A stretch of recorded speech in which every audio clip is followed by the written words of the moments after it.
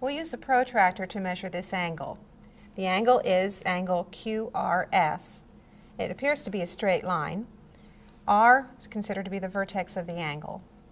So we will line up the vertex of the angle at the intersection of the two lines on the protractor, which is also marked on my protractor by a circle where the lines intersect.